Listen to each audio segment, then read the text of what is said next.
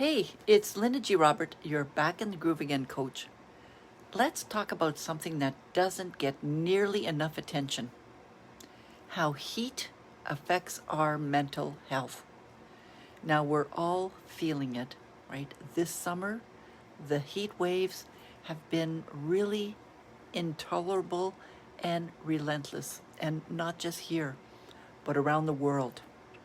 And while most people focus on the physical side effects like fatigue or dehydration, we rarely talk about what heat does to our minds. I know, this is a really important topic. So research from the National Institutes of Health shows that extreme heat, now listen to this, extreme heat can cause irritability, anxiety, trouble sleeping, of course, and even depressive symptoms. And it's not just in your head, it's real. I want you to think about this, right? Summer comes with its own stress, like travel and financial pressure and social obligations and body image concerns and the constant pressure to feel happy. It's summer, right? We have to be happy. Now add 30 plus degrees on top of that. It's a lot. So here are some tips that can make a really big difference for you, for your well-being, for your family, especially during a heat wave. So tip number one, and this is going to sound very simple, to hydrate, right? Hydrate regularly. Even slight dehydration can mess with your mood, with your energy, and with your level of concentration. So keep a water bottle nearby and sip a little bit of water throughout the day, especially if you're sweating, right? So that is very, very important. If you're sweating more than usual, you want to drink a little bit more. Number two is to sleep smart. Now, if you're like me, you might use a fan at night to stay cool, but mine is really loud, and I can't sleep with that noise. So if that's you, try noise canceling earplugs, or maybe use like a white noise app to muffle the sound. You still get that cool breeze, but with a lot less noise, with a lot less irritation. Number three, take intentional breaks. Now, I do this a lot. Step away from screens, step away from social media, step away from the pressure to keep up, and give yourself a few minutes, like 10 to 15 minutes, for example, of quiet time, maybe in the shade or with some relaxing music, just to breathe, just to reset. I do that a lot in between my clients and my students. And here are a few more things that you can do to support your mental health when the heat is high. Here's one thing. Avoid overscheduling. Like, give yourself permission to say no, right?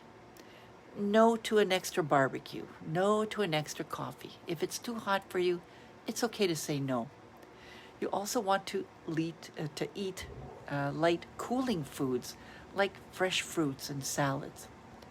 You also want to consider using cooling strategies like a cold cloth on your neck or a spritz of chilled water. Of course, you want to limit the caffeine and the alcohol because they only make you feel more anxious and dehydrated. Also, consider moving gently, like to stretch or to walk early in the day when it's cooler, right? You'll notice that a lot of people are not out at noon. They tend to go out in the morning because they're trying to avoid the heat. You also want to be social, but choose people and settings that feel supportive to you.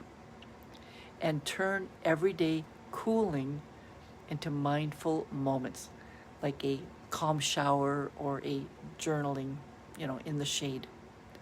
So the bottom line, it's not just the heat. It's the pressure, it's the pace, and of course the lack of recovery time.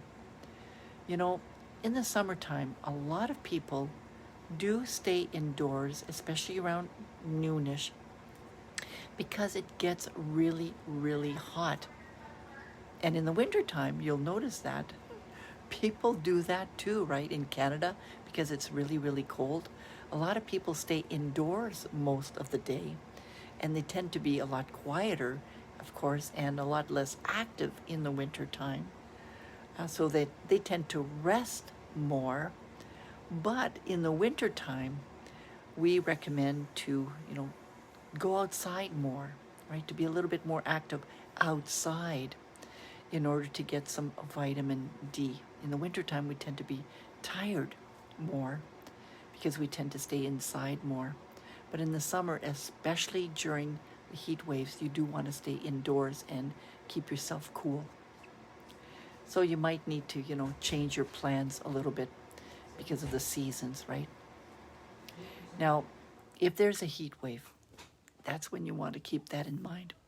So if you are feeling off right now, you're not weak, you're human, right?